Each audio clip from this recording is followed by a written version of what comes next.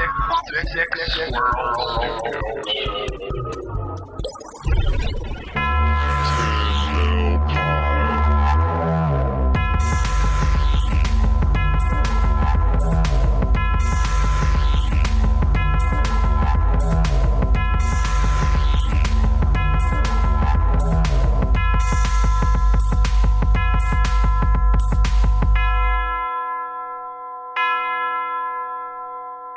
Well, it is Christmas time, and that means that the 10 Bell Pod crew is going to be visited by 3 wrestling Christmas spirits. And you may be wondering what that means exactly, and to tell you, I have no fucking real clue either. But what we are going to do now is we are going to say hello to the American Dream, Ghosty Rhodes. Oh, baby, it is the ghost of Wrestling Past Daddy. And, baby, I'm going to tell you, the only way to have a good holiday with your lady, you got to eat the pussy the way George Steele ate a turnbuckle, Daddy. Jake's eyes are bulging out of his head. This is amazing. I was more shocked that your intro, Micah, like, you were doing some weird shit with your hands. Like, you were basically doing the gold dust, like rub up and down the torso area. I had to get in character. Up to the nipples. And then Nicholas comes in with fucking porn Dusty Rhodes and claims that this is a fucking wholesome Christmas episode. We didn't mention wholesome anywhere in that, baby. Last time I checked, Christmas was a wholesome episode, not the holiday that pagans celebrate when the moon is full and they have big orgies with horn masks. This is more that Silent Night, Deadly Night Christmas shit. Well, Nick, you got through it, I think, unless you had more there. Well, let's see if we can get through this episode. No, fuck it. Well, welcome to 10 Bell Pod if you're still listening. I'm Nick Alexander, or Nicolessa. I don't know anymore. There you go. Yeah, you got to sell it, man. You got to sell it with confidence. Don't back down. Happy holiday that you do or do not celebrate. Over in the Manning Cave, stockings hung by the fireplace, I'm joined, as always, by Micah Loving. Hey. As well as... Why don't you do your Dusty Rhodes impersonation again, Nicholas? Because, I mean... If Mr. Personality over here ain't going to give us anything, you need to play 2 characters today. We're already going to have the E icon on iTunes next to this episode just because of line 1 of this podcast. Because sometimes it appears, sometimes it does. Sometimes we get very dirty and we have the E next to it, meaning it's explicit content. Really? I'm not even aware of this. Sometimes we do, sometimes we don't. Yeah. And we are definitely having it today. And this is a fucking Christmas episode. Just because we said pussy once. I mean, come on. We are also joined by... 'Twas the night before Christmas, and setting in a tent was the Eagle Scout himself, about to light some flint. When out from the campsite, the scout heard a clatter. Was Jake gonna have to slap the fuck out a camper? Out from the tent, Jake saw the crony, Micah J. Loving, that Rudy Poo Jabroni. Jabroni, I saw He said, come ye, Micah, make this episode quick. It's Christmas morning tomorrow. Where the hell is Nick? When from out of nowhere, Nick did appear, holding double machine guns and riding a reindeer. Introducing now, Nick said while laughing, on tent core, on camp style, on Men Scout, Jake Manning. That's not going to fit on a fucking shirt. That's not going to fit on a shirt at all. I'm going to hit stop record in 3, 2, 1. We're done. We're done, ladies and gentlemen. I liked where light some flint. I would have put in light some water from flint because it's probably flammable. Oh, wow. Nerd shit. Nerd shit. But that, and, you know, railing against society, which had failed the people of Flint, Michigan. Oh, so, that is good. Today, we are talking about one of the great old school Hills, who turned into one of the most memorable faces of the 80s. He had the best breath in wrestling history. He was a coach, a teacher, the student, George the Animal Steele. Also some of the most memorable body hair of all time. Let's not forget that. It's up there with Robin Williams. I mean, it's right up there. There's a debate going on. Yeah, that is true. Who has the best body hair? And that is a good question. I stopped you right in your tracks there. Oh, you did. That was like that's some quality body hair. I gotta get side by side picture comparisons to really make a decision. William James Myers was born April 16th, 1937 in Detroit, Michigan. Nothing else happened on this day. Not a goddamn thing. George Animal Steele was so big, and that's all that the universe would allow. Nothing else worth a shit happened. Myers suffered from dyslexia in a time period where crippling learning disabilities were diagnosed as shut up before I dyslexia something to cry about. In a time, I grew up in that time as well. I think we all still kind of did. Yeah. Oh, your son can't read as well? Mrs. Fearbach, let me sit down and have a conversation to you and explain to you, not all kids are going to be smart. And unfortunately, you have to understand that your son is going to be one of those people who just are not going to be smart. No, don't worry. We'll pass him along. We won't do anything. We won't help him with his disability. We won't do anything to alter our teaching whatsoever. But don't worry, we're just going to pass him along and let him be a dumb motherfucker the rest of his life. And to which Susie Fearbach cut a fucking Tommy Rich promo on my 4th grade teacher so loudly that my 3rd grade teacher said, like, no, Jacob is smart. I will help him with his learning disability, even though I am not directly his teacher anymore. So thank you, Mrs. Neal. Merry Christmas to you. Damn. Merry Christmas to you. Never mind. That sounded fun. Was Ghosty Rose going to make another appearance? Like, oh, Mrs. Fearbach, baby, I come on, let me get my legs up there, right there. Oh, through the Fearbach. You met the American dream. You moved to the middle of nowhere, Iowa, to live the American dream as a school teacher, married to a farmer. But don't worry, the American dream is going to get up inside you, just like the Holy Spirit and the spirit of Christmas. I think the fact that we're doing a Ghost Dusty Rhodes cunnilingus Jake's mom bit is the weirdest thing we've fucking done yet. I'm gonna go ahead and say that. We are 8 minutes in, at best. George got into a lot of fights growing up, which toughened him up. And since he was bigger than most of the kids, he usually won, which helped his confidence. By junior high and high school at Madison High, Jim was still struggling with academics, but found an outlet and a lifeline in athletics. Through middle and high school, he played basketball, baseball, and even threw shot put like Jake. Mm-hmm. Well, not like. I obviously threw it better. Yeah. So. not like me. His junior year, old Jim Myers got himself a little girlfriend, but he did get her pregnant senior year. And as it was custom in the 1950s, George either had to burn her at the stake or marry her. So they got married, stayed married for 61 years until George's death. Because that's what you did. Yep. I'm impregnating you. I'm now with you for the rest of your life. My life is decided. Myers was so good at the foosball that in 56 he earned a scholarship to play in college for the Michigan State Spartans. But his college career was a disaster. A lot of articles say it was cut short due to a knee injury, but George himself had a bit of a different story. He flunked out of one class after a fight, losing an entire year of football eligibility. Then the next year, he failed a wrestling class when he let his football teammate beat him, pissing off the teacher, flunking him, losing another year of eligibility. But he stayed in school, he graduated before returning home to become a teacher and a coach at the same high school he went to, Madison High School in Madison Heights, Michigan. He did actually play some kind of European NFL minor league football for the Grand Rapids Blazers. That's Michigan. And he got about $100 a game, but he did go on to, unless that research is bullshit. I always heard that he had issues with college football because he was playing at Michigan State, and he goes, it's Michigan State. What's the point of playing for their football team? Damn. Go Hawks. Damn. So that's where George's story could have ended. He could have had a nice normal life, put in a few decades as a coach and a teacher, retired, and died at an old age via suicide by cop.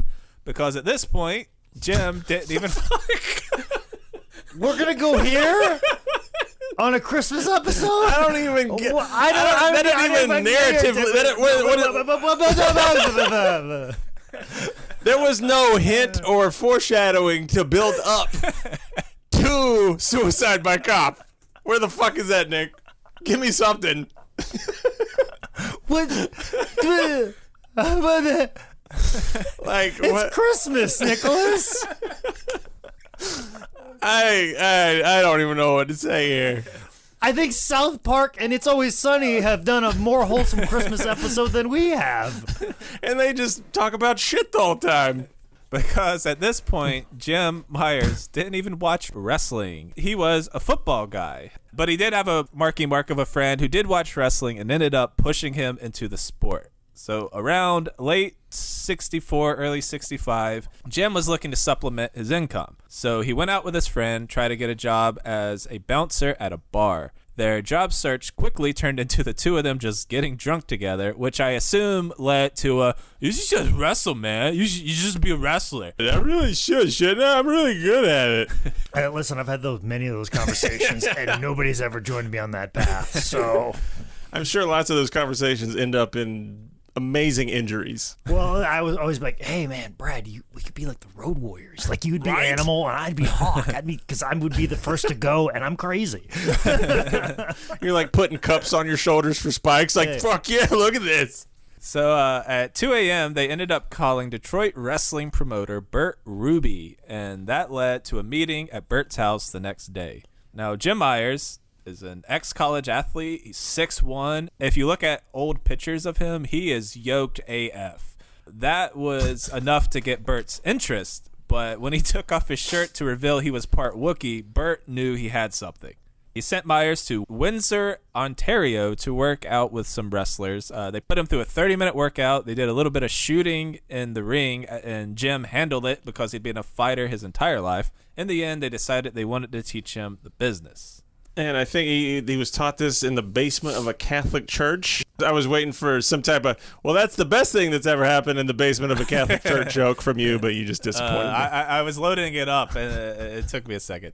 Remember, he went to Michigan State, not Penn State. Oh, Remember that. fuck Paterno. Yeah, he couldn't just win a couple football games, He had to lose a bunch of them and get molested in the basement. Christmas episode. From there, he would begin wrestling in Detroit's Big Time Wrestling, with his first match being against Klondike Bill and Kalamazoo, in a match he described as a half shoot, as most of the vets at the time were still kayfabing him. Just random trivia. Klondike Bill was the man that invented the War Games cage. Do you need to know that? I don't know, but you do now. Well, maybe not invented, but definitely built it. Klondike Bill, he's picked up a little bit of fame because of the Conrad Thompson podcast, most specifically the Tony Schiavone one, What Happened When, because of the sexual exploits of Klondike Bill, which seem to wash over the legacy that Klondike Bill has put into the wrestling world Well, as being I'm not too familiar with this. Klondike Bill, aspect. like, he was the ring guy. Like, he was the guy, like, if you were trying to figure out some crazy gimmick match and how are we going to structure this, or we're going to this building, how can we hang this from the ceiling? How can we suspend Jim Cornette from the ceiling in a cage? Klondike Bill was kind of the guy that figured that out, built the cage, brought the ring there, set it up. Just the fact that the man drove a ring truck, set a ring up every single day in territorial wrestling, he should be applauded for that hard work time and time again, because setting up a ring is fucking miserable, but having to do that 7 days a week in territorial wrestling, doing the same exact trips, Yeah. hauling a trailer, setting up a ring, and all we remember him for is fucking a woman with a kielbasa sausage. Like, he should be applauded for that hard work and dedication and making sure that the ring gets there so they can make a ton of money. So, Wow. Didn't know that one. Thank you, Jake. the kielbasa sausage Yeah, the part? kielbasa sausage part. Yeah. I didn't know his sexual activities. That was- Proclivities, as they would say. I mean, it is the Christmas episode, and we're going all in. Some would say we're going balls deep, but we're actually going kielbasa in today. That sounds so, Since Mr. Myers was still a teacher and a coach, and he planned on still being a teacher and a coach, he thought it would be best for the school and himself to work under a mask. So he did that using the name The Student, which is genius. How could he be a teacher if he's a student? Checkmate, Oh my Marks. God! It's like no way. which basically, this is just the premise for the television show Learning the Ropes with Lyle Alzado. I don't know any of the things you said. Oh, you motherfucker! You don't know Learning the fucking Ropes? With And Lyle I Alzado? don't even know the actor you just mentioned. Jesus, well, he's not an actor. He's a former football player. They put him in this TV show. They actually Well, had. he's an actor now. Then. Well, he's deceased now. Oh. He don't you Lyle Zato, Oakland Raiders, steroids, SI cover. Steroids. I mean, that's what people know him for. Yeah, this is a blind spot on me. What the fuck is wrong with you? And also, too, like, I covered Learning the Ropes on How Did This Get Booked. I thought you paid attention to the shit that I do. There's a lot of stuff in the world, Jake. I posted a clip to the pilot to Learning the Ropes on Facebook because it's amazing because the television show had a relationship with Jim Crockett Promotions, and they had like Ric Flair, the Road Warriors, Ronnie Garvin, Italian Stallion was even on an episode of Learning the Ropes. They did a whole season. It's pretty fantastic. Look it up on YouTube. There's also I can't believe I fucking glazed over the fucking Ricky Morton Rock and Roll Express episode. Wow, that is worth seeing alone. I feel embarrassed now if you're mentioning all this shit. Check out Learning the Ropes. Also check out the How Did This Get Booked episode on Learning the Ropes. It came out almost a year ago to the date that this episode came out, so check it out. It's fantastic, worth a look for sure. But it's basically George Animal Steele's career as the student.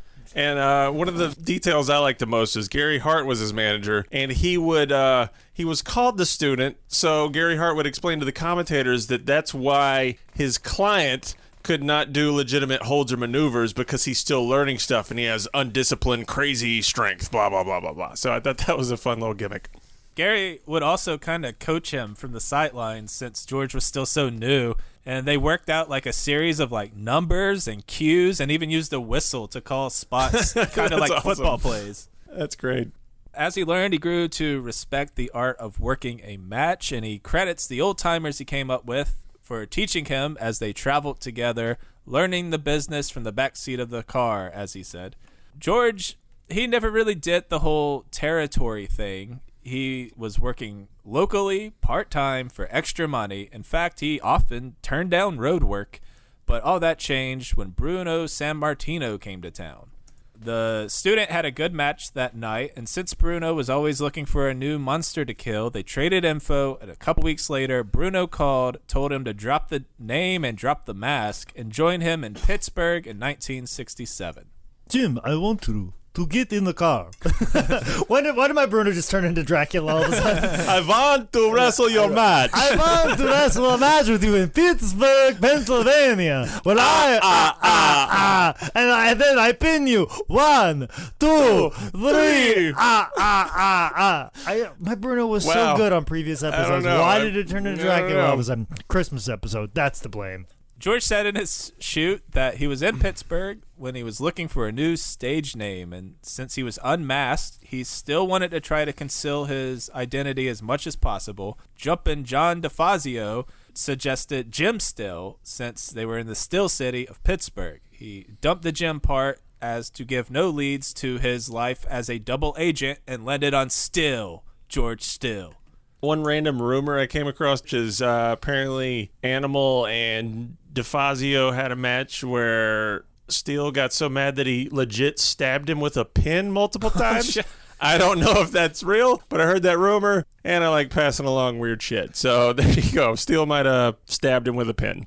So George started working in Pittsburgh with Bruno, debuting in a singles match before working a tag match against Bruno's team to set up a feud between the two. And the feud between Bruno and George led to sellout after sellout after sellout. Pittsburgh was huge for the character development of George Steele. It was there the crowd started chanting "Animal" at him, and it just stuck. I'm not an animal. I'm a people. It would also be the debut of the turnbuckle chewing. The promotion used to give out little prizes to fans, and one show they gave out little satin pillows. An old lady threw it at George, as throughout wrestling history, little old ladies do not fucks with hills. George bit into the pillow, he tore it open, feathers went everywhere, which got a really good crowd reaction. In the locker room, they were kind of needling George about it when someone joked, "You should eat a turnbuckle." Well, a couple weeks later, George is wrestling Chief Jay Strongbow. The crowd was super dead. So the Animal bit into a turnbuckle, and they marked the fuck out. And from that day on, George would ingest thousands of pounds of foam stuffing. Hey, Jake, I want to ask. I assume later in his career they were maybe kind of gimmicks so he could bite into them.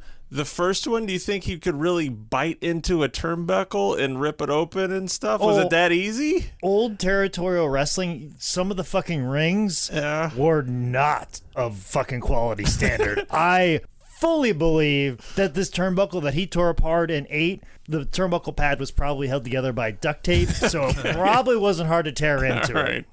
Now, obviously, the later WWF ones, they probably had to gimmick just a little bit because of how professional and good-looking the rings had to be, but I guarantee territorial wrestling, like, it was probably pretty easy. So some of those turnbuckles were hanging on by a thread, and George Animal still just happened to come by and pull that thread. Although I do love that George Animal Steele is in a match with Chief J Strongbow, and he's just like, yeah, this is not going well. This is fucking shit. And I'm just going to shit all over this right now. And I'm going to go fucking eat this turnbuckle because I need a little goddamn excitement in my fucking life right now.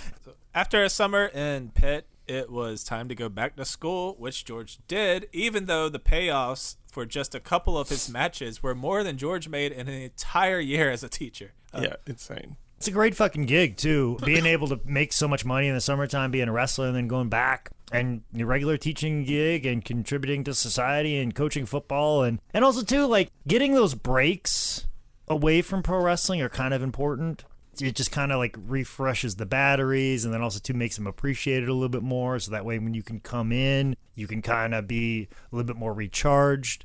And my uncle actually lives in the Detroit, Michigan area, and I remember him mentioning a couple of times that he knew some people that knew Jim Myers, like coaching football, and remember him as a coach and as a school teacher. Like, he's run into several people like, yeah, George Animal Steele was my football coach, or yeah, George Steele was my teacher in whatever subject he taught. But also, too, something that George said in the Shooter interview that got kind of glazed over that nobody talks about is when George was wrestling, he would drive by himself because he didn't trust anybody not to have drugs on them. And him being self-aware enough to know, like, hey, I have to be careful what I do because I don't want to lose this teaching gig. And for him to, like, have that much respect for something he was not making that much money at, but understanding that, like, hey, I like being a teacher. I like being a football coach. This is what I want to do.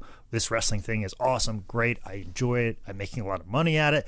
But at the same time, too, I got to keep this teaching gig, and I have to make sure that I keep my nose clean and I stay away from people that could possibly jeopardize my career as a teacher.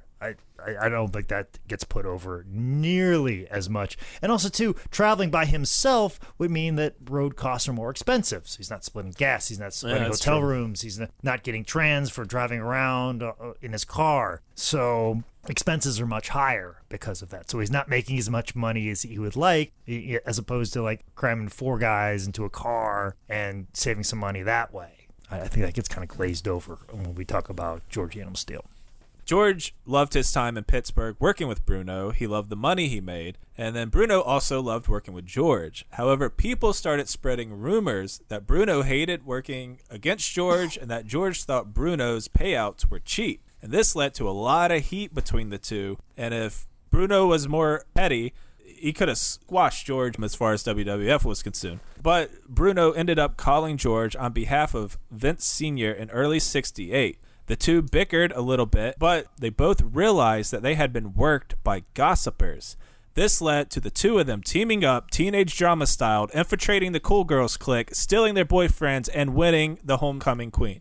Bruno invited George up to New York and the WWF, and after a warm-up match or two, George would have his first ever match in Madison Square Garden, May 20th, 1968, wrestling Bruno Sammartino for the World Championship in a 1-hour Broadway. No pressure.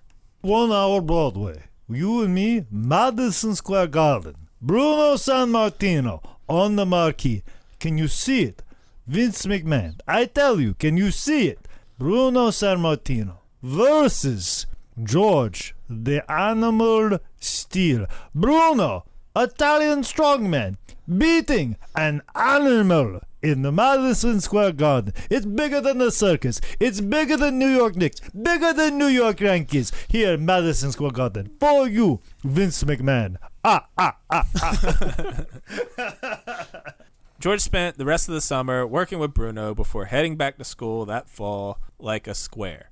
George was invited back to New York in 69, getting a series of wins to build him back up before running right back into the buzzsaw that was Bruno with the belt. He'd repeat that in 70 and then again in 72, starting over the whole process with the new champion, Pedro Morales.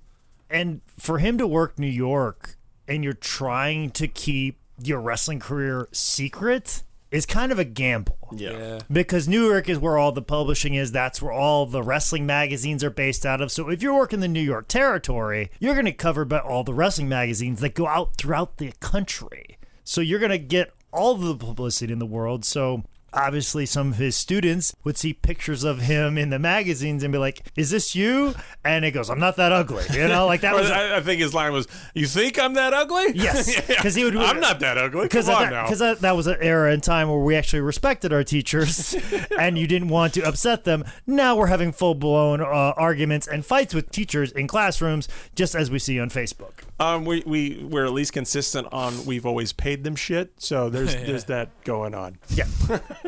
In 73, George would actually spend a little bit of his summer break in St. Louis before Vince Sr. called him back up to New York to do some jobs for Gorilla Monsoon, Chief Jay, and also Pedro.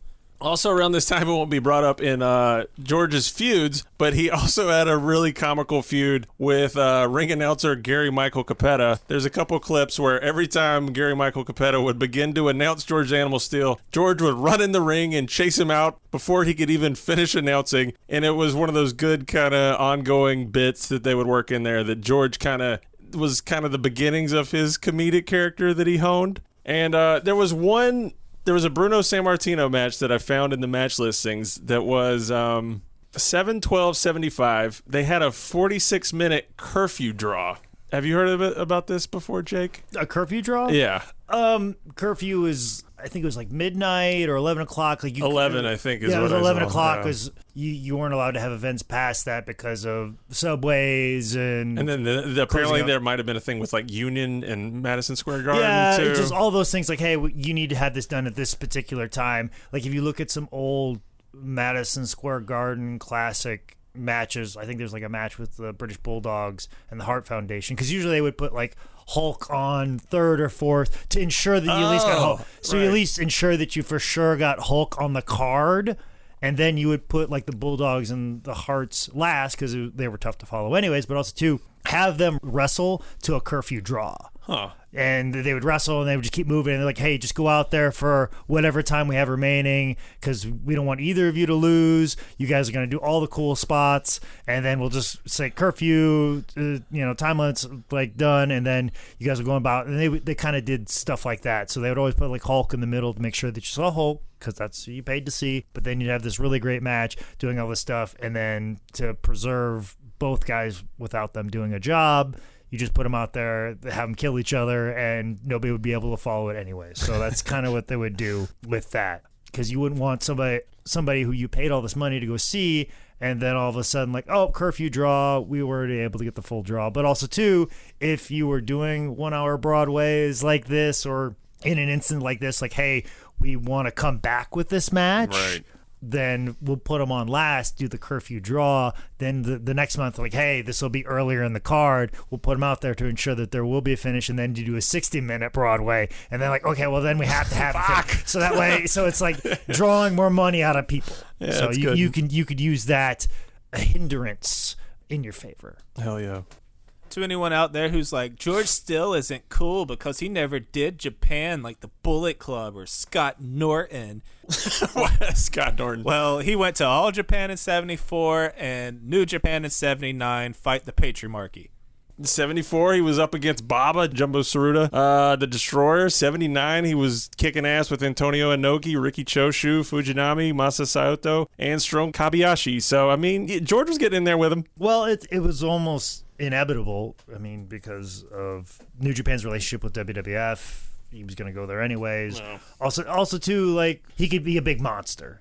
And Baba needs a monster to fight. He likes these American monsters. And his style was very similar to the Sheik. And, of course, his relationship with the Sheik, he's going to open up doors for him in All Japan there. So it was just inevitable. And for what they were booking in Japan at that time, this American monster, because that's what's so weird about someone like me, a child of the 80s, remembering George Animal Steele being this lovable character. Yeah. He was actually this big monster heel and this credible monster in a sense because of his look. So, and it almost like kind of Chic like, but like there were a lot of like territorial monster guys. What's his Furpo, Hero Furpo. I know the name, but I don't know. Yeah, Furpo. Frankie Kane. I know his real name. There we go.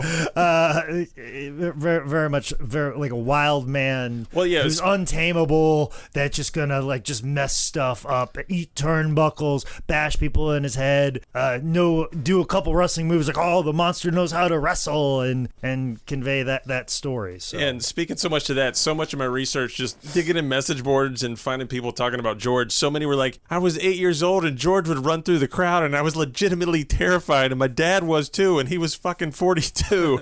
And then George, he would get escorted to the ring by like a wedge of cops, like in a good formation to hold off all the people that are trying to legitimately fuck up George. Like the amount of heat and the amount of just molten just hate that George would get from fans back then and fear was incredible. And like Jake said, most people that are listening to this know him from his 80s kind of cartoonish work, but he was apparently just over like a motherfucker as a scary-ass heel. Oh, is that the second Christmas wrestling spirit?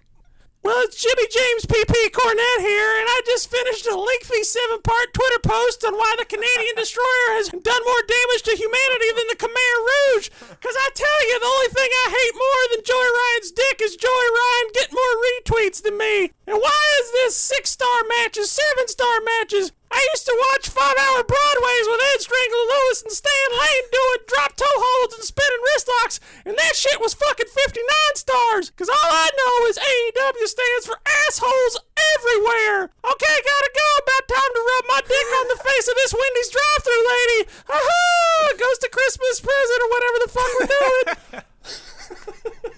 God damn. Jimmy Hart is really fucking angry, guys. Did you not see Jimmy Hart? Jimmy Hart's sound, he said the verbiage of Jim Cornette, but Jimmy Hart was here with a megaphone saying all that stuff. I think the idea was that was Jim Cornette, and most people would think that's Jim Cornette. I was going for Mickey Mouse as James Cornette. Yeah, that's it. I mean, if you're gonna do a Jim Cornette, you gotta put a Kentucky accent on it. If I tried to put nuance to it, I'd fuck it up because I'm not that good at it. So I knew I just had to go full like high pitched Mickey Mouse, Jimmy Hart. If you said baby in there somewhere, I'm like, then yeah, you're definitely Jimmy Hart. All right, baby, this is what I'm gonna do. Assholes everywhere, baby. And we're gonna do this. I'm gonna airbrush everything. Airbrush. That's what AEW stands for. Airbrush everywhere. Goddamn, that should be a fucking t-shirt. Fucking Jimmy Hart says that AEW stands for airbrush everywhere. Like, that is ingenious, and I just came up with it as if this is the best improv scene ever. I think my favorite match of doing research, watching stuff, George Steele versus Tony Guerrero, Madison Square Garden, 6-7-77. It's the best to give you an idea of what George was as a heel then, and just the heat and the pops that just a single kick or punch would get off of hitting George, and Guerrero just blowing up, and the shots of the crowd are great because they're losing their mind. They're taking pictures of George. It's the true spectacle. The match even has a shitty DQ finish, but I mean, it's Tony Gurria versus George Steele is probably the best George Steele overall match I saw. Good match, mate. It was very good. I dug all that while you're doing all the animal shit. That was enjoyable, my friend. Oh, mate, it was a good job. That's my Tony Gurria, if you couldn't fucking tell. The Rick Bolton incident, did anybody watch this? So George used to do a flying hammerlock where he would do the hammerlock, but he would hold him up, and it looked really good. So Rick Bolton was a jobber who George was just beating on normal small shows. George lifts him up for the flying hammerlock, drops him down, his shoulder pops out of socket, rolls over into the weirdest, nastiest fucking way ever. George starts kicking the shit out of his shoulder, destroying it. He keeps going at it. He does the hammerlock thing again. I read so much stuff about people watching this live and almost puking, but it turns out that Rick Bolton actually had a double jointed shoulder, and because of this, he used this to put over George big time. And Bob Backlund talks about this in his book, that they built this up when George destroyed this poor jobber's shoulder and just wouldn't hold back, and he was a relentless monster, and to build their heat up and to build their feud up. But look up Rick Bolton, George Steele on YouTube, because Rick really goes for it, and that shoulder looks nasty as shit. It was creepy, man. It was brutal. I was like that. I like just like a jobber's like, hey, I can dislocate my shoulder. Let's use that. Yeah. By 1984, George thought his career was more or less over. He was pushing 50 years old, and to add to it, Vince Sr. was stepping down, who had been his contact for WWF throughout his entire career. They shared a tearful goodbye, and George went in for another year of teaching and coaching and more or less planned to just kind of fade away. But that spring, he got a call from Vince Jr., who had dropped the W as the new leader of the WWF. Vince offered George a full-time run throughout the year. George had hit 25 years of teaching and coaching, and he thought it was time. So in his late 40s, for the first time in his career, George Steele would become a full-time professional wrestler. However, George would soon discover that the new WWF, in his words, was very cartoony. Jim Myers was a very intelligent, well-spoken man, and he used his animal character kind of as like a Dr. Jekyll, Mr. Hyde, or Incredible Hulk thing that slowly overtook his personality for spurts. But that all changed at a WWF taping with Vince. He was cutting one of his promos when Vince stopped him and said that the animal was making too much sense. George was annoyed by this, so to be sarcastic, he went the polar opposite, speaking gibberish, letting out a da-da. He thought Vince would be like, okay, George, all right, I get it. But nope, Vince was like, yeah, you don't say goddamn, you don't say a fucking word. It's just like, I'm an animal. I love it, it makes no goddamn sense. This is exactly what I want to hear. Right there. All right, give me some. Yeah, George, give me a girl. Give me like, can you give me one? God damn, I love it. It makes no fucking sense. This is what I want on my television program. His face covered in cocaine. And it's really ironic because George thought this was all a little silly, but it would be these ideas that would ultimately become George Steele's legacy. The man wrestled Bruno in the garden, and all he's remembered by is just eating those turnbuckles. Yeah, but that's the way wrestling is. All right? Like, fuck, man.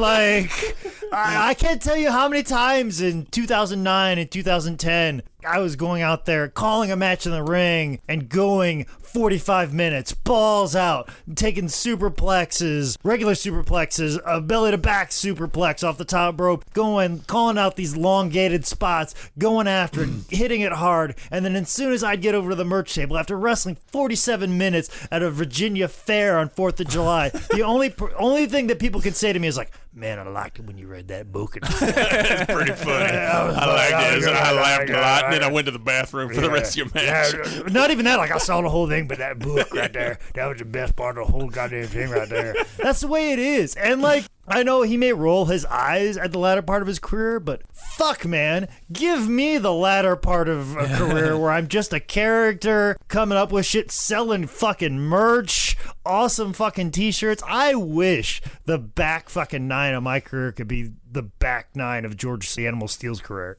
Aside from a very short run as a face when he was just a noob, George had been a career heel. But all that would change at the first ever Saturday Night's Main Event that aired May 11th, 1985 from Uniondale, New York. George would open up the show teaming up with tag team champions Nikolai Volkov and the Iron Sheik. After a rendition of the Soviet national anthem, what is this, the RNC? They take on Ricky Steamboat and Barry Windham and Mike Rotunda, who of course went on to become WCW's Michael Wall Street. What, you're not giving IRS love? You're going to fucking Michael Wall Street? Interesting choice. It was VK Wall Street for a while too. Let's put a little goddamn respect on VK Wall Street. Can we do that? Can we give a little love to Captain Mike Rotundo? No, not doing that one. Captain not doing Mike? that one. Fucking I'll do Mike, but Captain. not VK Wall Street. During the match, George goes for a tag, but both Shiki and Volkov hop off the apron. Focused on that, George gets surprise rolled up by Barry Windham for the loss. After, there's a scuffle. George chases Nikolai and Sheik off. Then Captain Lou Albano hops in the ring to console George, leading to him joining Bono's face stable of good guys. Captain Lou would also help George's face turn, taking him to Dr. Sigmund Ziff's to get him some electric shock therapy. And it was working. George even said whom, which is a very smart thing that only smart people say whom. And he even got out an Al Now Brown Cow until the quack doctor turned up the electric shocks too high and scrambled George's brains forever. Nick, you say quack, but in the lead up to it, Vince McMahon clearly states that he has 2 degrees, one in psychology and one in gynecology. And I don't know why the fuck they did that joke, except it was just an easy pussy joke. It said pussy again on the Christmas episode. Well, let me tell you something, pal. When you say somebody's like gynecologist, it's funny. I just laughed. I've already laughed enough as it is on this podcast. Let me tell you something, pal. Gynecology is funny. You know what else is funny? Proctology. That's funny. I wanted him to have 3 degrees, and one of them in proctology, but they told me I couldn't do that. I couldn't have that much fun on my own television program. So during this massive face run, George would have his most famous and most remembered feud in 1986 against the Macho Man, Randy Savage. George had developed a crush on Elizabeth, and since Macho Man was kayfabe and shoot very protective of Elizabeth, there was only one way to settle it. George Steele had to die. Macho and George Steele would meet in the New York leg of WrestleMania 2 for the Intercontinental Championship. You know who sung the WrestleMania 2 national anthem? Ray fucking Charles. And it's like the best version of it I've ever heard in my goddamn life. And it was really, I haven't seen it forever. It is so good. And it happened at fucking WrestleMania. It's insane. Macho opened the match as the Cowardly Hill, doing a lot of chase sequences before George grabs him and bites him. They slap each other with some flowers, which was pretty hardcore for this time period. Oh man, they don't just slap, they beat the shit out of each other with those flowers. George eventually gets the upper hand until he's distracted by that sweet turnbuckle meat. Macho comes back. He hits him with the flying elbow. We've all said that. George kicks out of the flying elbow, becoming the first person to do so. I was going to say, when I watched the match, I kind of marked out a little bit. I was like, holy shit, he kicked out of the top rope elbow, man. George gets distracted by the ref again, which leads to a surprise takedown by Macho Man, who pins George with the use of the ropes. George said that he actually made more money on the Savage feud that he did with Bruno, which sounded kind of crazy. Yeah. Because it was on fire at that time. I mean, it was. It was just, they were running globally and nationally. The travel was murder, though. Like, you'd be in the West Coast and then have to fly back to New York, then Pittsburgh, and then go to St. Louis, and then Minneapolis, and then back to New Jersey and Massachusetts, then somewhere down south, and just zigzagging the entire country as if it's your entire territory. But, I mean, sellout crowds every night. And Steele mentions that he feels like he cost Tito Santana a longer IC title run because of how over the angle got, and then they had to put the belt on Savage for that feud. So I thought that was some interesting shit. And one little stupid tidbit that I found, George Steele versus Randy Savage, Saturday night's main event, 1986. It's the YouTube clip that's got like 160 views. You get to watch Dean Malenko ref George Steele and Randy Savage on Saturday night's main event. Weird as shit. Yeah. That is super weird. Yeah. I had a moment where I really thought somebody slipped something in my drink, and I stared and was like, that's Dean fucking Malenko. Yeah. But also another thing I think about with the Savage feud is I think about George Animal Steele being in Ricky Steamboat's corner for WrestleMania 3. And there's a moment in time where, because Savage was doing the elbow drop with the ring bell, and he was going to do that on Ricky again, and then George rips the bell away. And I will never forget how fucking hard Macho Man Randy Savage kicks Georgie Animal Steele in the head when he rips away the fucking ring bell. Like, I was like, he's an old man. Why are you doing this? Why are you doing this? Why are you kicking him in the fucking head so hard? He's dead. It's one of two things that I always think about with Georgie Animal Steele. I will tell you what number one is during my final thoughts. Ooh. In 88, George would be part of the WrestleMania 4 Battle Royal. Animal starts the match on the outside of the ring and punches some people from the outside. He even eliminates Jim the Anvil over the top from the outside. And then in the middle of the match, seemingly for no reason at all, he just dips without stepping foot in the ring. Just goes poof. I got he hurt his knee at a house show. Was that so it? Yeah, he wasn't going to wrestle, something but like still that. wanted to make an appearance. Also in 88, George would start carrying a stuffed animal to the ring named Mine, but it was short-lived, as in late 88, George had to retire after being diagnosed with inflammatory bowel disorder, Crohn's disease. Which he had a colostomy bag, so every old timer and every locker room prankster had to make some sort of a joke anytime they crossed the border that George got pulled over because he was smuggling shit across the border. Every fucking imaginable version of smuggling shit, those hack fucks. puns left and right about smuggling shit. They set him for Harley, but they got a lot of practice in on George, I'm sure. So, yeah, that's what you do. Two random WWF things before we get out of here on this part. Look up Pat Patterson interviewing George Steele and Captain Lou Albano. There is a moment where Captain Lou talks about how George is getting through some things. I think this is in reference to the Elizabeth feud with Savage. But Captain Lou says in a promo, yeah, he's seeing this sex therapist, Cynthia Cumtwat. And if you listen to it, it is clear as fucking day, and you could tell they were high or drunk as shit, just, throwing stuff in there, because who's going to catch that? And then the other thing, look up Can-Am Connection versus Sika and Kamala 5387.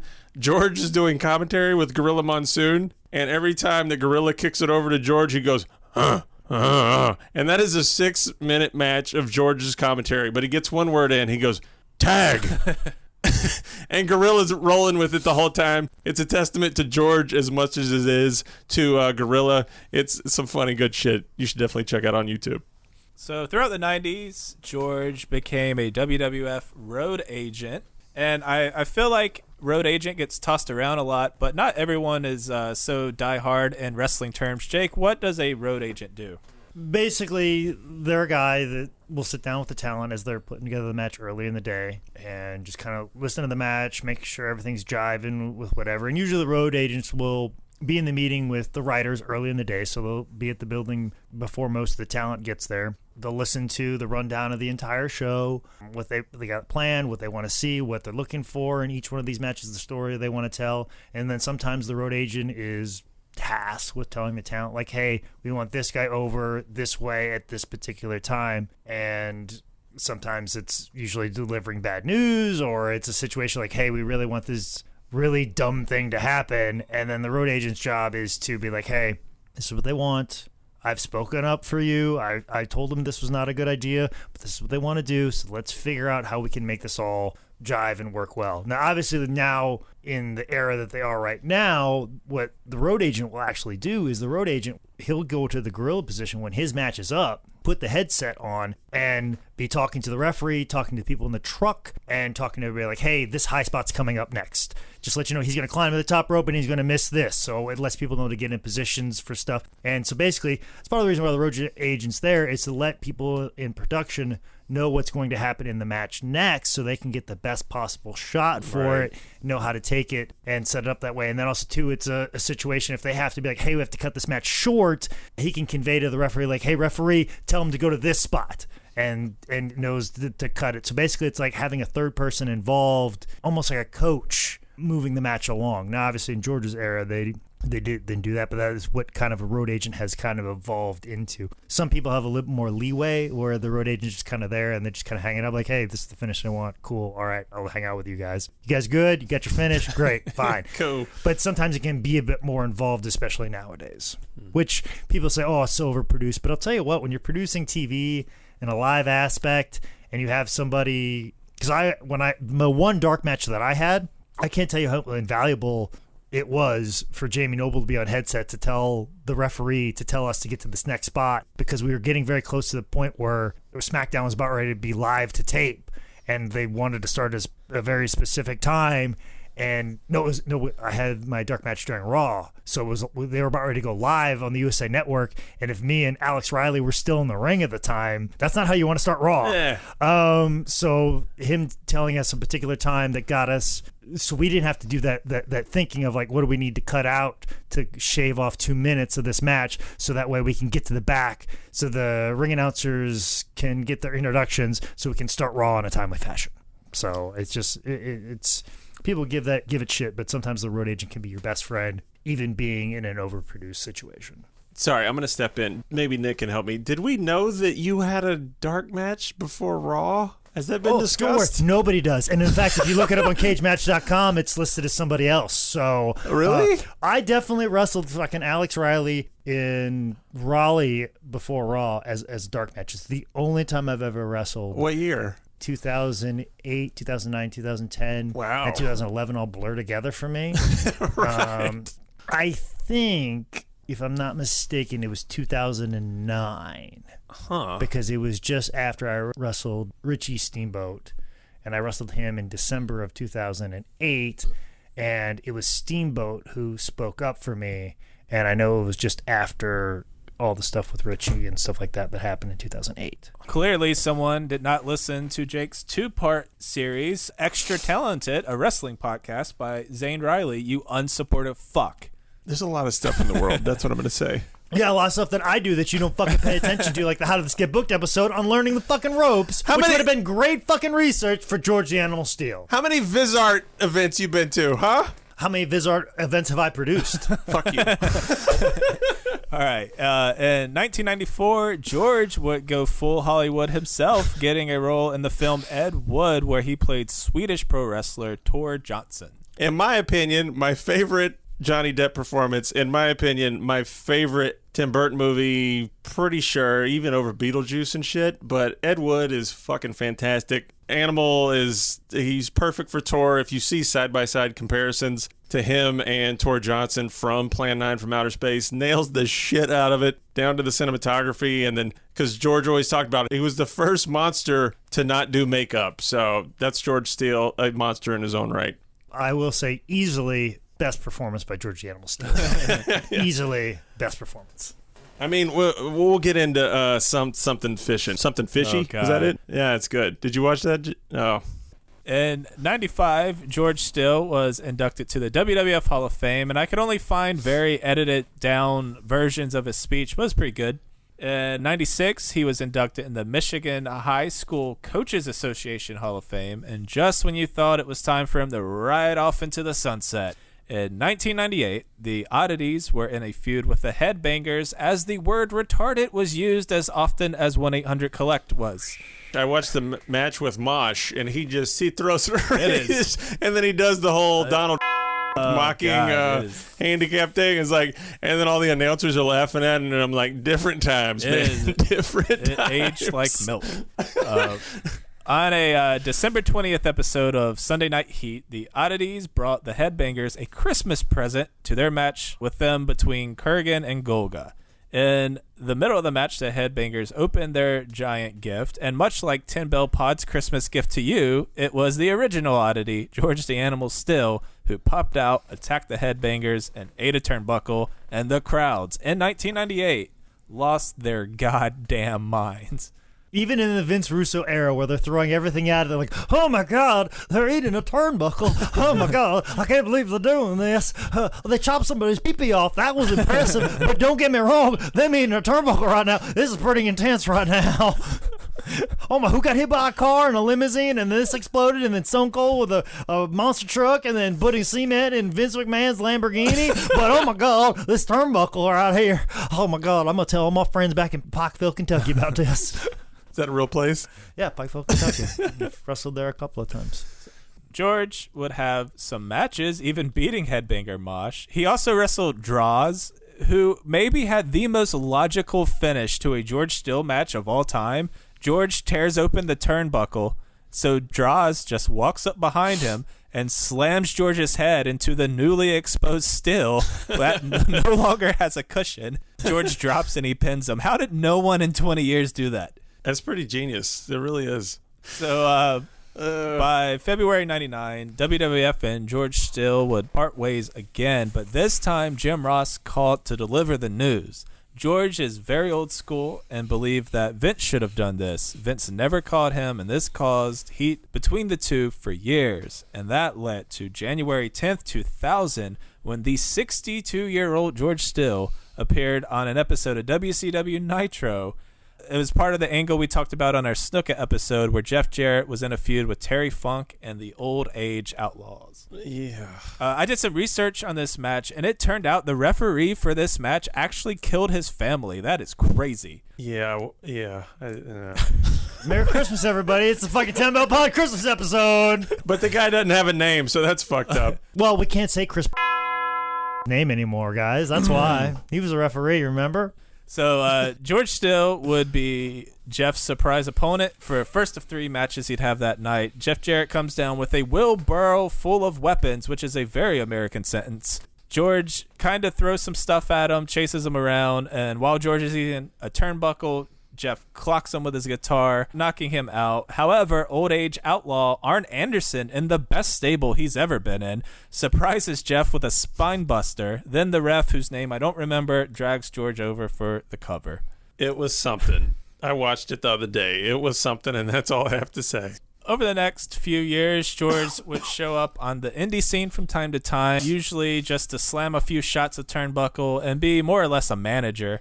There is one match that I didn't think I was going to have to point out, but I do. It's George versus Chef Gillespie, Dizzy Gillespie. It's 8/20/99. It's a little bit older. Chef Dizzy Gillespie looks like serial killer Ed Kemper was a grill cook at Waffle House. But this is one of the most spot-heavy matches I've ever seen George in. It's in like a fucking bingo hall type thing. The ref helps him sell the turnbuckle, so it's not just George going over there and eating the turnbuckle right away. No, we have to build up to this motherfucking eating. And they do like 2 or 3 where George is about to eat it. The ref jumps in. No.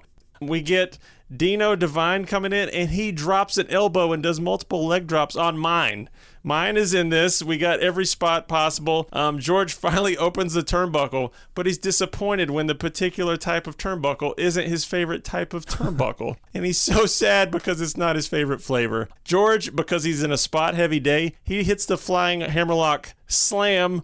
George finally gets a turnbuckle face smash. It's a dumpster fire of just indie spot heavy silliness, but I would recommend watching it because it's George just having fun as shit and probably getting paid $200. That and any match that George Steele wrestled with Mr. Ooh La La.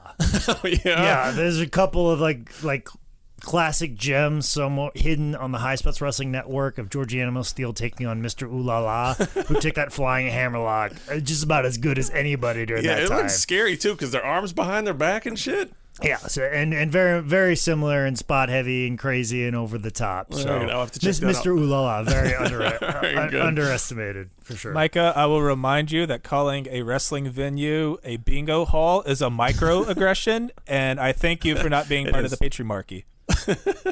You did that well. I'm gonna clap for that. Wait, what is in the distance? Is that the third spirit we're being visited by? Is this the I can't really make it out, but it looks like it's like a chrome dome looking silhouette of anger and oh hell yeah! See, boys, got a nice little podcast for you over here. You got a nice little podcast. Got a few listeners. Not as many listeners as a Stone Cold podcast. Where we don't pronounce our S's because guess what? I have made so much money, I do not need to pronounce my S's no more. Even though my name is Stone Cold Steve Austin.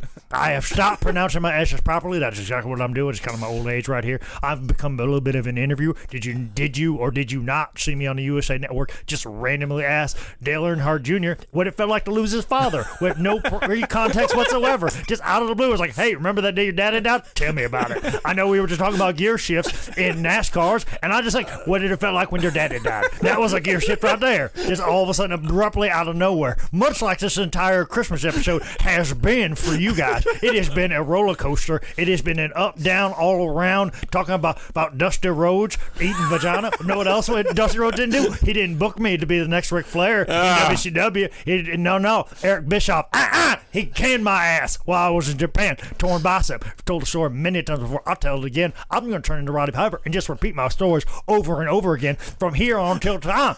Makes no difference because Stone Cold got the best podcast of all time. Yours, this 10 Bell Pod, it's okay. I'm going to say Merry Christmas to y'all. Hope you got plenty of Christmas presents. And Stone Cold Steve Austin is out. And poof, and a cloud of dust out of nowhere. What was that? I don't even know what happened. Was that a? What did I happened? hallucinate? We were visited by the three spirits. What did you guys learn anything? Not a fucking thing. Yeah, but we're learning a lot about George the Animal Steele. I'll tell you that much. That's right. Well, on November 15th, 2010, George Steele showed up on an old school Monday Night Raw during a match between Kofi Kingston and David Otunga. He comes out, he eats a turnbuckle, which distracts Otunga long enough for Kofi to take over and get the win. It was pretty neat. So as George aged, he developed diabetes, and he had the problems with his colon because of the Crohn's disease, and also some complications with his kidneys. All that built up, and then sadly, on February 16th, 2017, Jim Myers died in a hospital due to kidney failure at the age of 79. Watching his health fail, George got really religious and presumably made peace with everything. He died old and happy and successful. Pretty solid way to go out, especially for a lot of the pro wrestlers we have covered. So, final thoughts on the great George the Animal Steele. I think what's most impressive about George is that he did overcome a learning disability at an early age. And when that hits you at an early age, and just, I don't know, the shame in that, the how hard it is to jump over that when there's so many hurdles that are there for you, I think that's really a testament to who he was.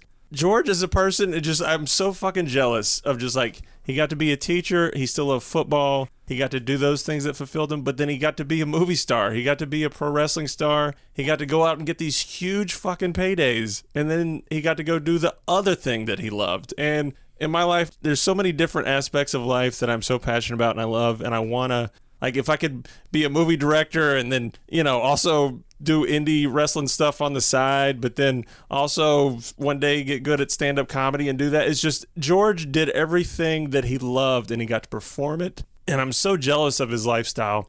One thing that really stood out was George always talked about how smart his wife was and how close they were. And just him talking about her and him trying and training and learning different moves in the kitchen while they're cooking or whatever. Just, oh, this is how a hammerlock should go, or trying different shit when you're with someone who, is helping you along. It sounded like he had the best fucking life. And it's when you watch his shoot interview, after you know who George the Animal Steele is, who's you hurt, angry. But then you hear George talking, he's this charismatic, cool, friendly, back and forth dude, and it makes you love him all the more. And I appreciated what he did in the ring, learning all the different things that he tried. He was a great monster heel, seeing the heat he got with Tony Gurria. And he would add one of his other funniest bits that we didn't even talk about is him doing Freddie Blassie's cutting a promo and he's talking to somebody, and the whole time George is using a lighter and setting his chest hair on fire, and Freddie has to smack his chest out the whole time or George is going to set himself on fire. Fucking cracking me up. But George just, I can't say it enough. George lived a life that I'm jealous of because he got to perform and he got to embody all the things that he loved in life. And George said it at the end of his shoot interview, and I believe it 100%. I wish I could say it, but George said that he truly has no regrets, and I don't doubt it a bit. George is a weird one for me because I don't mind how he's remembered in wrestling history, but I see the way he's remembered by especially a lot of newer wrestling fans is a little unfair because he was always such a solid wrestler, and in his prime he was like a for real jacked monster. Like he looked badass. Look up some old pictures, you'd see why Bruno thought he'd be a good challenger. He was able to do the double life and crush it as a teacher, coach, and a pro wrestler. He was entertaining. He's definitely someone you'd never forget. You know, his look was insane. He drew money. He worked with tons of the greats.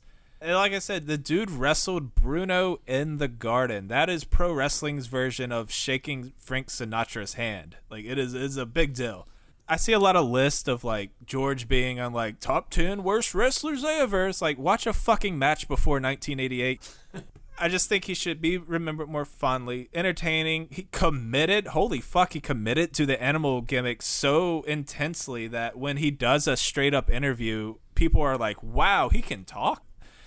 So, you know, put some respect on George Steele's name before I slap What Culture's dick out of your mouth. Merry Christmas. Shots fired. What Culture? That's all this is building up to. So you're really going to love the death match of Sammy Callahan with Simon from What Culture. I know what side of the fence you're on there. With working with High Spots, I get to meet a lot of these people, and sometimes when we think about episodes, we suggest people, and this was one of those that I suggested because I had always have some cool stories about people that we discuss on here, and George is one of those people. We booked him for an autograph signing one time, and he was a bit surly, but it was very much, it was in New York City. He was an older gentleman. Health probably wasn't all that great, so yeah, I was a early 30-year-old man, and I was surly, so I can't fault a 70-year-old George Animal Steele being surly at an autograph session, especially dealing with New York and LaGuardia and all of that such. But let me tell you a story that always comes to mind now whenever I think of George Animal Steele. Because when people think of George Animal Steele, they think of turnbuckle pads and everything else. Not me, though. I think of a very particular time when I met George Animal Steele. I was actually on a show with him, a Northeast Wrestling show. And the situation was set up where it was a tag team match. It was Bull Dread, and I think like maybe Ron Zombie or Bull Dread and some King Brian Anthony. Excuse me, it was not King Brian, but it was just Brian Anthony, Bull Dread taking on Matt Taven and a guy who was police chief of Waterbury, Connecticut. Because these are high school shows. They get to do what they want to do. And this was also a fundraiser for the PAL of Waterbury, Connecticut. And, of course, you have Matt Taven and Brian Anthony. They're going to be fantastic, and they'll guide this match along. And Bull's going to do what Bull does. And in Matt Taven and the police chief's corner was George Animal Steele. Now, there was a spot set up to where Matt Taven was going to do a moonsault off the top rope to the floor. And Bull was going to be there to catch him. And kind of the setup for that, from what I understand, was Bull was going to go to the outside, kind of bow up to George Animal Steele. George Animal Steele was going to punch Bull Dread, and then he was going to take this moonsault from Matt Taven. Well, somehow some things get lost in translation. A lot of people want to put a lot of heat on Bull Dread, which he is not guilty, but he's also not completely innocent in the situation. Instead of taking one punch from George Animal Steele, George Animal Steele punched him once, punched him two times, and there you can see in the video, because we were recording the event, highspots.com recorded the event, and you can see on the videotape clearly Matt Taven looked over his shoulder, saw George Animal Steele punch Bull Dread as planned, and then Matt's like, okay, I better hurry up and climb to the top rope because it is about a timing. You don't want to leave Bull just standing there. So he saw the punch and was like, okay, it's time for me to climb to the top because that's a cue. He's going to take a punch and then take this moonsault. Well, George kept on punching Bull, and Bull can clearly see Matt Taven climbing to the top rope. And I don't know why Bull did not communicate to George Animal Steele like, hey, get out of the way. And also, too, I'm kind of curious why it was not discussed to George, like, hey, just punch him one time and get out of the way. When we laid everything out, why was that not discussed? Right. Now, granted, Bull should have said something when he saw Matt climbing to the top rope. None of that was done. And Matt Taven did a moonsault off the top and onto George the Animal Steele. And a little unknown fact about the said moonsault onto George the Animal Steele is that actually the way the moonsault happened, Matt Taven's dick landed on top of George Animal Steele's head. Yes. So basically, George Animal Steele fucking headbutted Matt Taven's dick from a moonsault. So not only did Matt Taven hit a WWE Hall of Famer, he's also now fucking crotched. and nobody really caught him properly, but George gets fucking wiped out. and that is the biggest bump that George Animal Steele has ever taken in his entire career. And now at 70 plus years old, he has now taken a moonsault to the outside. Like, that has never happened in his entire career. And here is this man has jumped off the top rope, done a flip off the top, and landed on top of George. Dick first. And our ringside camera guy for the evening was Patrick Price, who works with PWX. He saw all this happen before his eyes while holding a camera. And as Patrick describes, you see George Animal Steele lying against the guardrail, and Patrick's like, "Are you okay?" And George just has this far off look in his eyes, like looking off in the distance as if he's dead. Yeah. Like, Patrick's like, "I think he's dead. I think George Animal Steele's dead." And Tommy Dreamer is there, and he's on the show. Oh, shit. Tommy Dreamer, ECW. Yeah. Everything that he's done. Tommy Dreamer saw this all happen and still to this day says it is top 3. One of the craziest things he's ever seen in professional wrestling ever. Top 3. After everything he saw with ECW and everybody, George Animal Steele catching a moonsault at 70 plus is the craziest thing you've ever seen. Amazing. Now, we had the footage. We came all the way back, and I'm like, this is the very beginning of YouTube, so I need to put this out into the world. I capture it, I put it up, and I upload it to YouTube, and I label the YouTube clip, George the Animal Steele dies. Because motherfucker died. And the promoter immediately told me to take that down. Oh. But then I was like, come on, like, we've got to put this out into the fucking world. And he goes, can you just change it to not die? So I'm like, okay, all right. Fine. George Animal Steele catches a moonsault, whatever. And then when George passed, the promoter then asked, like, hey, can you just take that off the DVD, and then can you take that clip down as well? Which, if I was George Animal Steele and I was 70 plus and I survived taking a moonsault, I want everybody to fucking see that. Right? And now, I think part of the reason why the promoter didn't want that, because he books a lot of legends. He doesn't want legends to think, oh, when I go to this show, fucking people are just going to do moonsaults on me whenever they fucking feel like it. I'm not taking a Canadian destroyer. But I have a suspicion that George would be cool with that video clip being circulated around. And there's places you can go to see it, because obviously Nick has seen it recently. I think if you look up on one of the $5 lives, I'm sure it makes an appearance. So you can find this clip. It's out there. And that was another thing that was dumb about us taking it down. Like, it's been on our YouTube page for years. It's circulated. It's probably a meme to something by now. You could probably search George Animal Steele, and it's probably a meme you can send to somebody via text right now, for all I fucking know. But here's a reason why I think George would be cool with it. Because after that show happened, we had another show the next day, and George was on that show. And Matt Taven, like, was embarrassed. Even though it wasn't really his fault. He was just kind of put out there. And he was embarrassed. We were giving him a hard time about it. And we were just giving him a hard time about it. And then all of a sudden, George walked in to the locker room. And it all got quiet. And fucking George just walked over to Matt Taven. And he goes, I'm going to keep my eyes on you. And we were in this locker room, which ceiling is lower than the ceiling here in the Manning cave. Yeah. like it was an unusually low ceiling, and George kept saying, like, if I see you climb on top of these lockers, I'm running the fuck away. And kept making, and every time he walked into a room, he would always make a joke to Matt. Right. And he goes, keep my eye on you. If I see you up there on the top of that locker, I'm running away. And so, like, and he just kept, like, needling Matt and making, like, his Matt was obviously embarrassed. He apologized profusely for it. Everybody apologized, but, like, George just made it a joke, a running joke all day long, laughed about it. And I think in some small respect, being the wrestler he is, I think he was like, fuck yeah, I took him. That was pretty cool. That was pretty cool. And I think that's how I remember George Animal Steele being so cool about it. Didn't say a cross word to Matt Taven or Bull Dread or the promoter or anybody. Just kind of like, what the fuck was that? Just kind of going along with the ride, which is basically the story of his entire career. And that's how I remember George Animal Steele, just being so cool about taking a moonsault at 70 years old. That's awesome. All right. Well, thanks for listening to our Christmas episode, I guess. Nick, say some horrible word real quick. Moist. How about that? Did I get everybody turned off? So thanks to everyone donating to our Patreon. If you're still in the Christmas spirit, you head over to patreon.com/10bellpod and get yourself a present and also kind of give us a present. I don't know. No, I liked it. And then Ghost of Christmas Present. Come on, Nick. You had Ghost so of much- Christmas.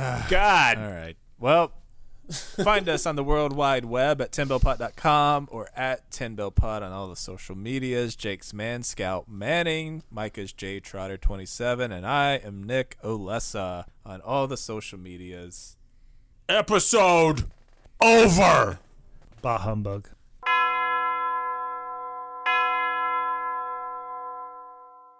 Ooh, baby, it's the American dream. Ghost the Rose, baby. Here to talk to you, listeners, about hard times, baby. Hard times is when the Man Scout can afford to buy no more tents.